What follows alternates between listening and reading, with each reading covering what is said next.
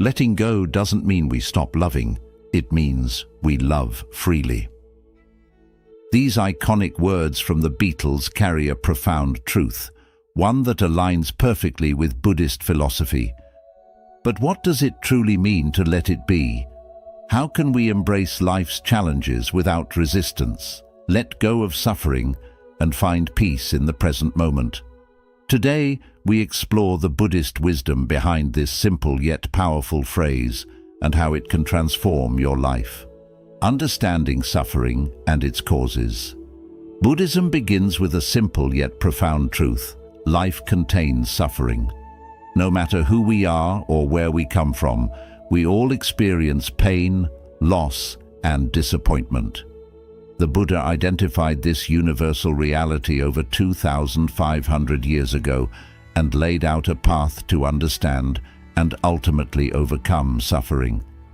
This path begins with the Four Noble Truths, the foundation of Buddhist wisdom. The first truth is straightforward: suffering exists. From physical pain to emotional distress, no one is exempt from hardship. But Buddhism doesn't stop there. It invites us to look deeper. The second truth explains that suffering has a cause, attachment, and craving. We cling to things, relationships, material possessions, even our own identities, believing they will bring us lasting happiness. But everything in life is impermanent. When we attach ourselves to something temporary, we inevitably suffer when it changes or disappears. Think about the moments in life when you've felt the most pain: a broken relationship, the loss of a loved one, a dream that didn't come true. The suffering often comes not just from the event itself, but from our resistance to it.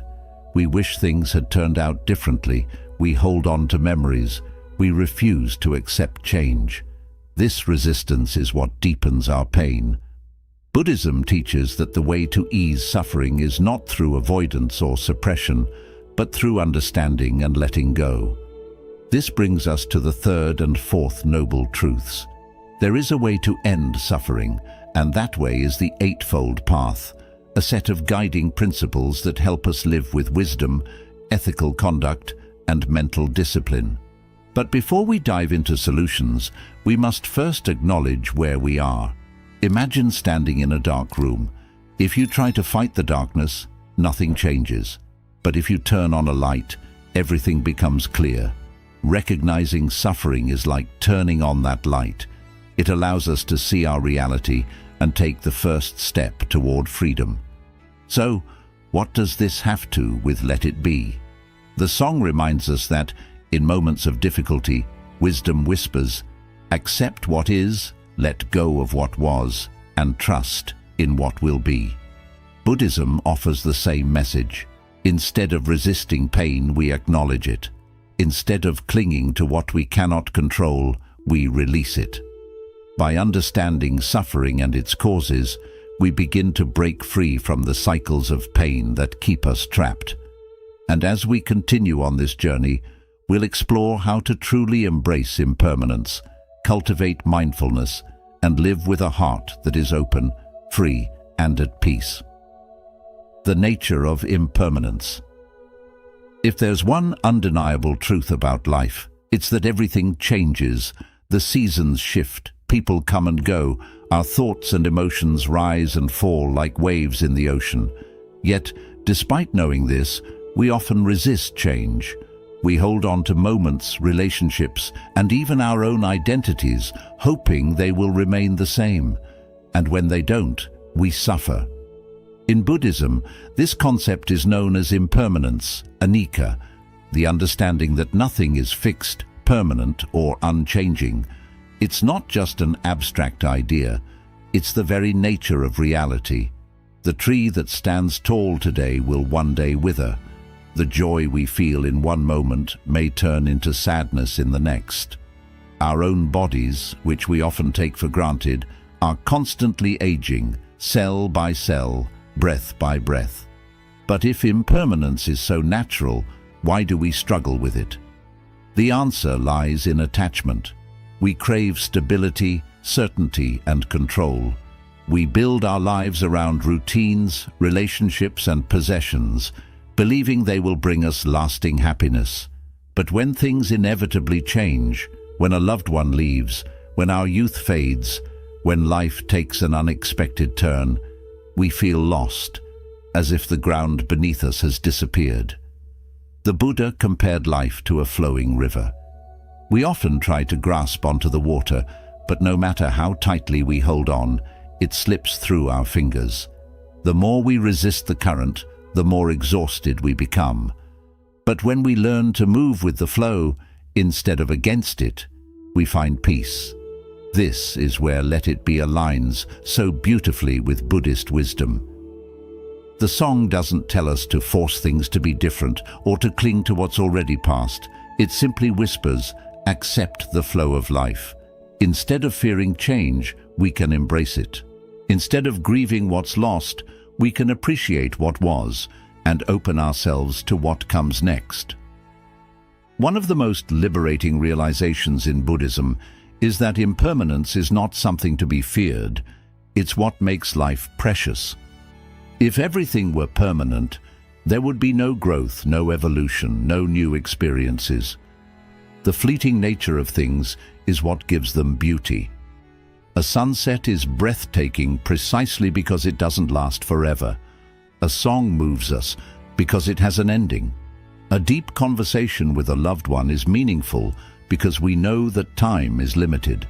So, how do we apply this understanding to daily life? When faced with change, instead of resisting it, ask, what can I learn from this? When experiencing joy, fully immerse yourself in the moment, knowing that it is temporary, and that's what makes it beautiful.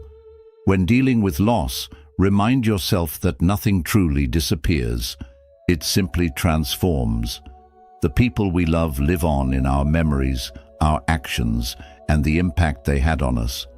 By embracing impermanence, we free ourselves from unnecessary suffering. We stop clinging to the past or worrying about the future, and instead, we learn to live fully in the present. As we continue, we'll explore how letting go of attachment doesn't mean becoming indifferent. It means opening ourselves to life with a sense of freedom and peace. Practicing non-attachment. If impermanence is the nature of life, then why do we continue to suffer? The answer lies in attachment. We cling to things, relationships, material possessions, even our own beliefs, hoping they will remain the same. But when they inevitably change, we experience pain. This is where the practice of non-attachment becomes essential in Buddhist philosophy. Non-attachment is often misunderstood. Many believe it means cutting ourselves off emotionally, living without love, or abandoning all desires. But in reality, non-attachment is not about rejecting life. It's about engaging with it fully, without clinging. It means loving without possessing, working without obsessing, and living without fearing loss. It's the ability to hold everything in life with open hands rather than clenched fists. Why do we cling? The mind seeks control. We believe that if we hold on to something tightly enough, we can prevent loss, pain, or change. This is why people fear endings, whether it's the end of a relationship, a phase of life, or even their own existence. Think about the times you've held onto something long after it was meant to go. A job that no longer fulfilled you, a relationship that had run its course, or an idea of yourself that no longer aligned with who you were becoming. The more you clung to it, the more suffering you created. This is where Buddhism invites us to shift our perspective. Instead of seeing non-attachment as losing something, we can see it as gaining freedom. When we stop clinging, we allow life to flow naturally.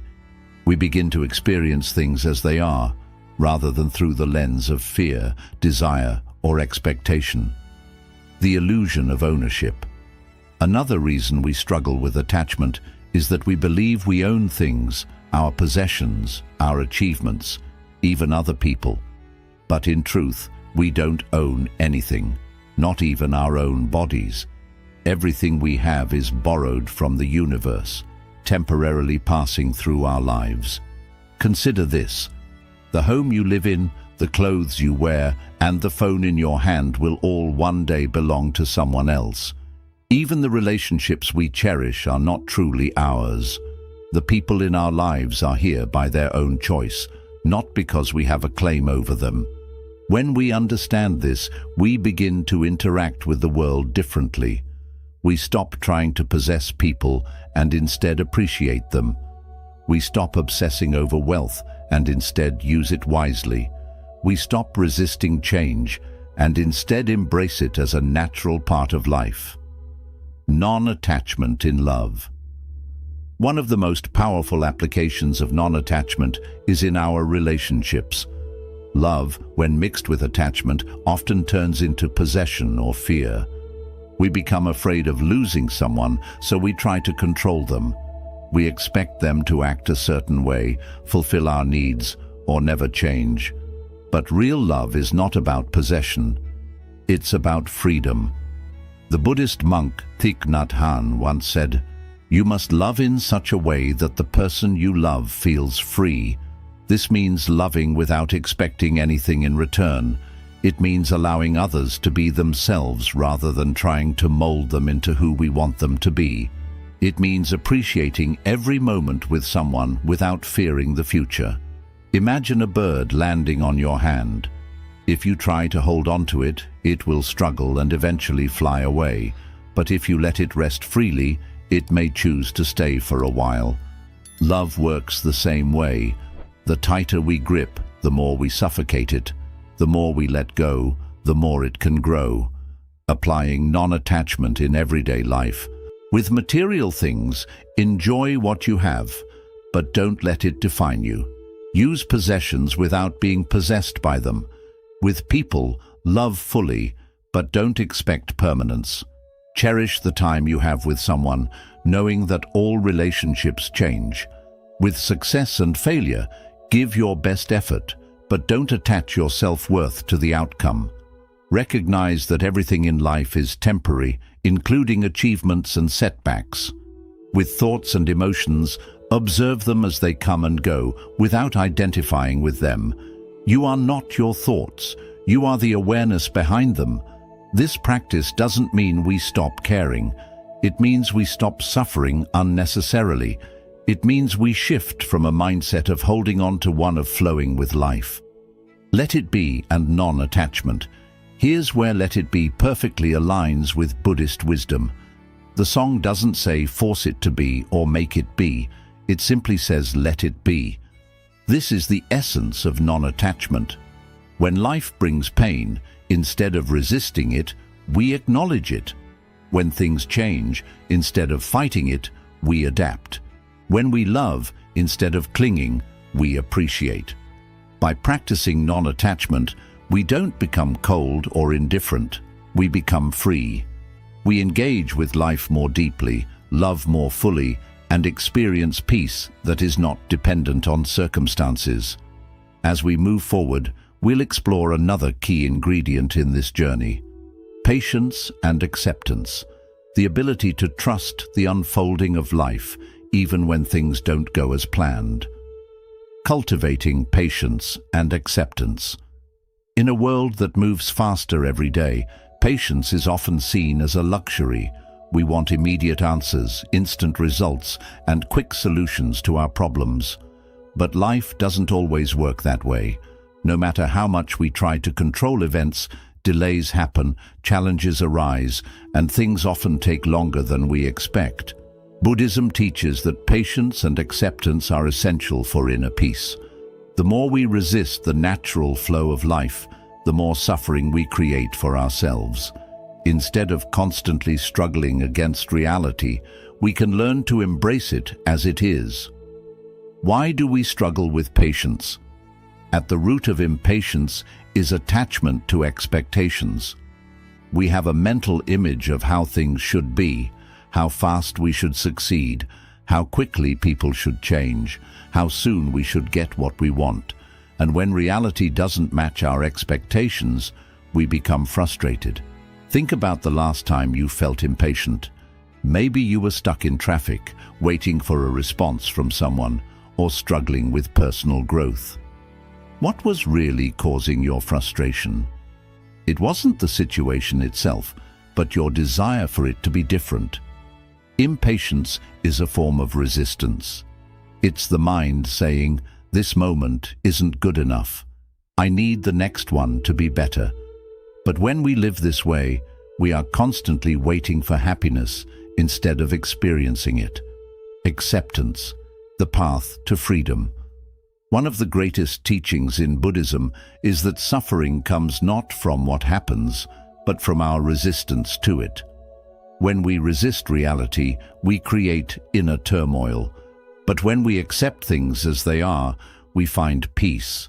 This doesn't mean we stop striving for change or improvement. It simply means that instead of fighting against what is, we learn to work with it. Take, for example, the frustration of waiting in line. You have two choices: resist the situation, get angry, check your phone repeatedly, complain in your mind. Does it make the line move faster? It only makes you suffer more. Accept the situation. Use the time to breathe, observe your surroundings, or simply relax. The external situation hasn't changed, but your experience of it has. Now apply this to bigger things in life. A delayed goal, a challenging relationship, or a personal struggle. The more we resist, the more we suffer. But when we accept, we open the door to peace and clarity. Patience in personal growth. One of the hardest places to practice patience is with ourselves. We all want to grow, improve, and overcome our struggles, but deep change takes time. A person overcoming fear cannot force themselves to be brave overnight. A meditator cannot expect instant peace the first time they sit in silence. A person healing from emotional pain cannot rush the process. True transformation happens gradually.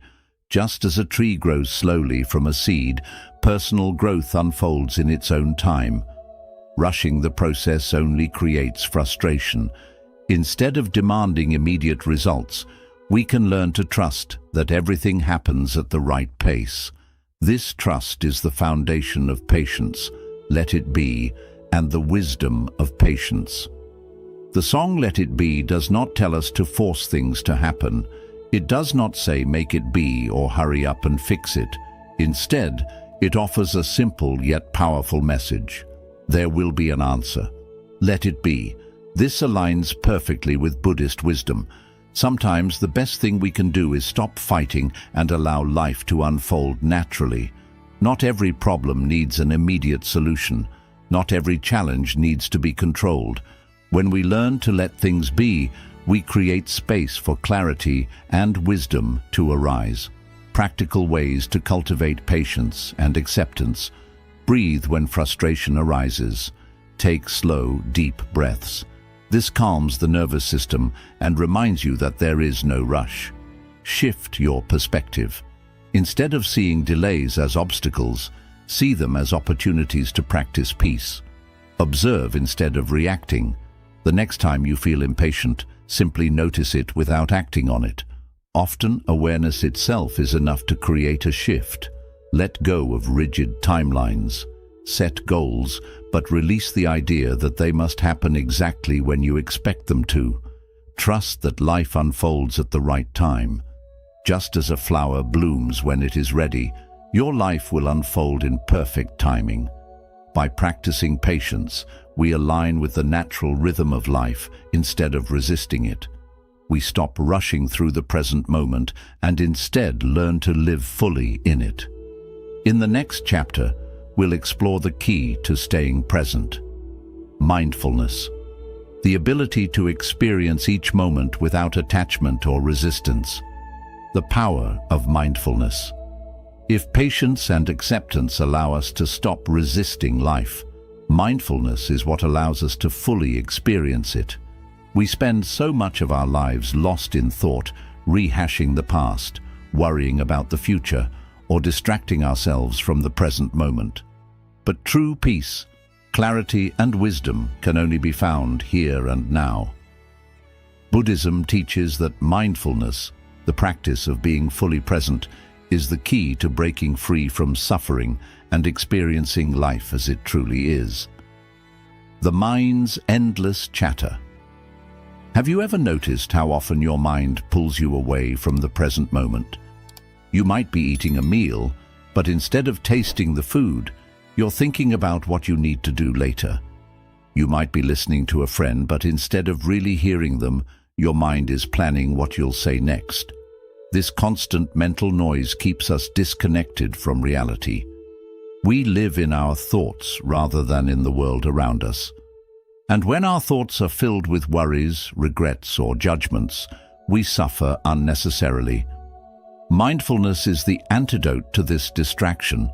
It is the practice of simply being aware of what is happening right now without judgment or resistance. When we are mindful, we fully engage with life.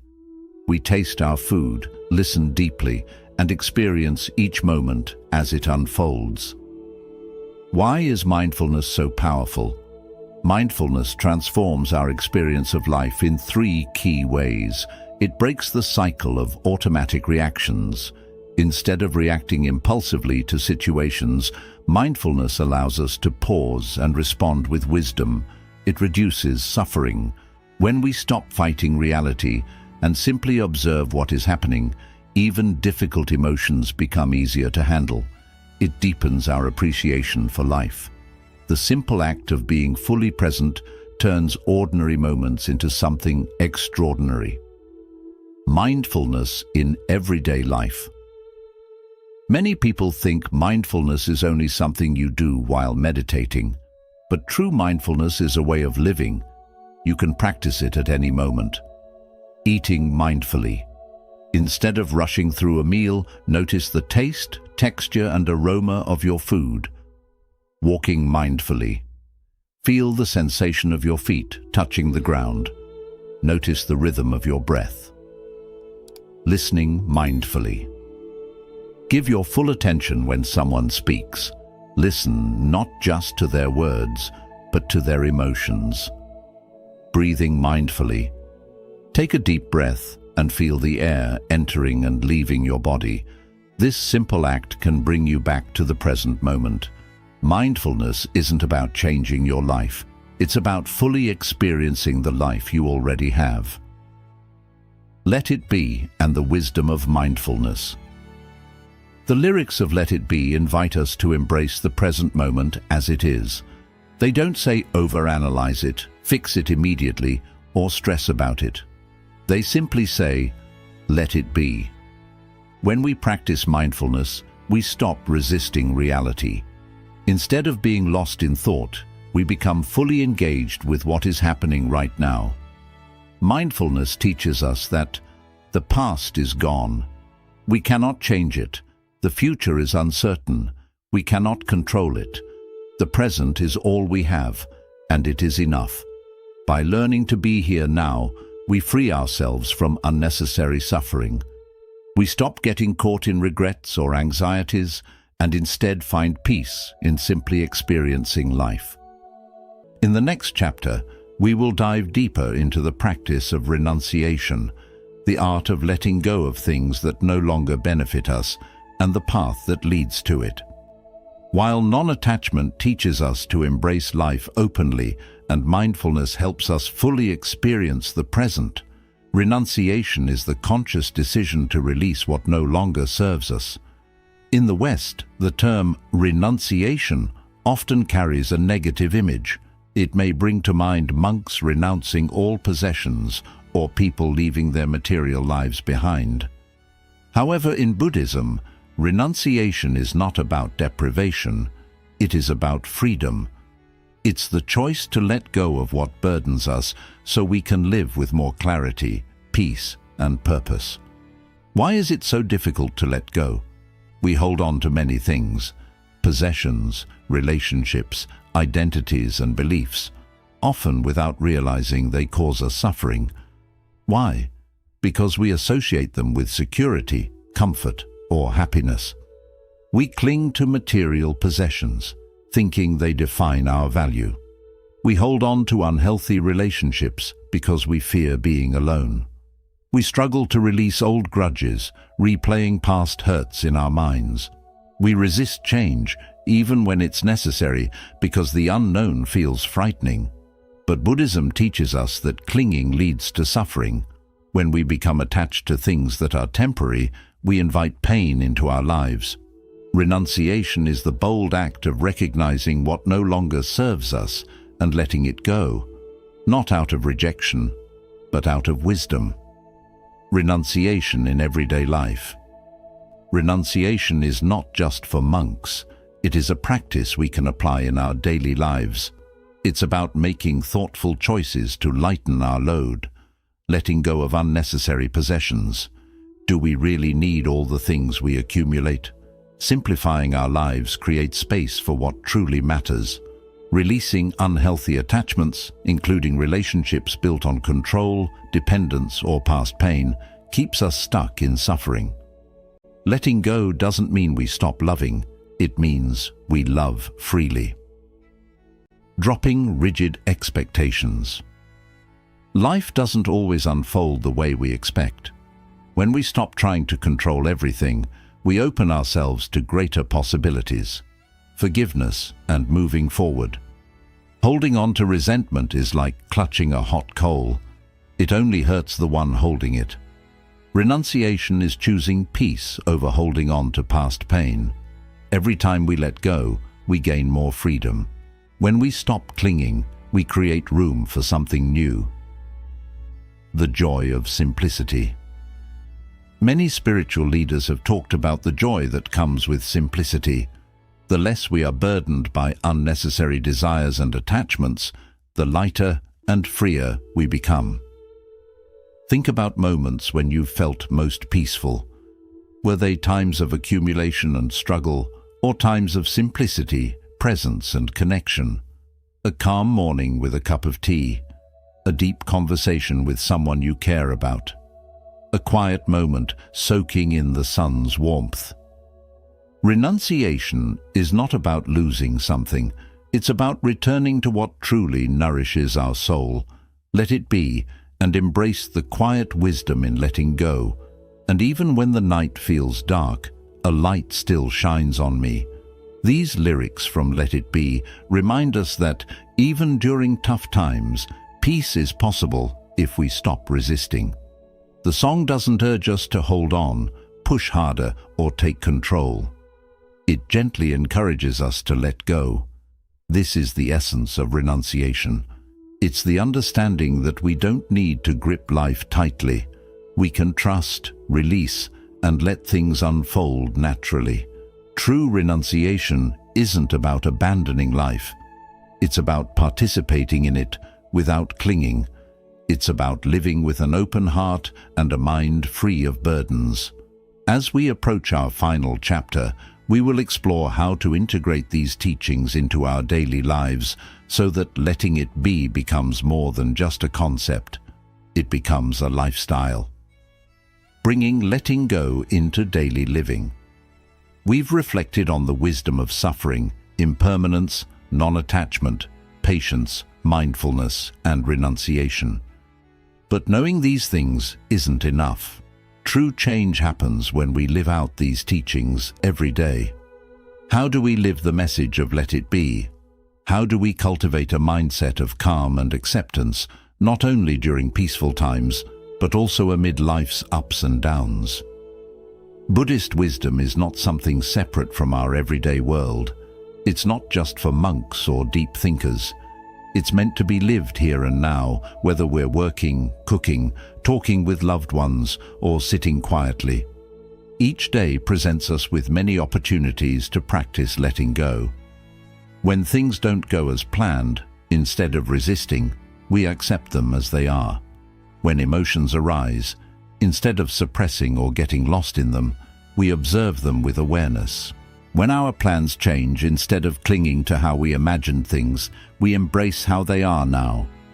When conflicts arise, instead of reacting impulsively, we pause and respond with wisdom. Mindfulness helps us integrate all of this into daily life. By staying fully aware of our actions, words, and thoughts, we make room for peace. Even during uncertain times, letting go doesn't mean giving up.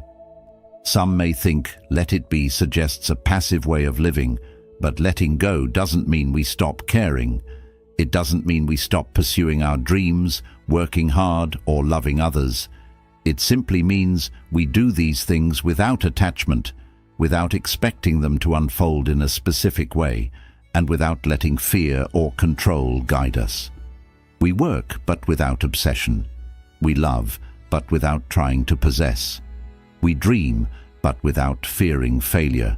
This balance allows us to live life fully while remaining calm, no matter what comes. Trusting life's flow. When we fight against life, we create suffering. When we trust it, we find freedom. The greatest lesson of Let It Be and of Buddhism is that we don't have to control everything. Life moves at its own pace, in its own way. Our role isn't to force it, but to flow with it. When we release the need for certainty, for control, for everything to go our way, we unlock a deeper peace, a peace that remains steady even when life changes. Let It Be is more than just a song. It's a way of living. The Beatles may not have intended Let It Be as a Buddhist teaching, but its message resonates with everyone. It reminds us that even in difficult times, peace is always within reach if we allow it. Whisper words of wisdom. Let it be. This quiet whisper lives inside each of us, gently guiding us toward a life of acceptance, presence, and true freedom. The choice is always ours. We can resist, or we can let it be. Thank you for joining us on this journey through Buddhist wisdom and the gentle art of letting go. If this message resonated with you, consider subscribing to our channel for more insights on mindfulness and inner peace. We'd love to hear from you. How do you incorporate letting go into your life? Share your thoughts in the comments below, and let's keep this conversation going. Remember, true peace doesn't come from control, it comes from trust. Let it be.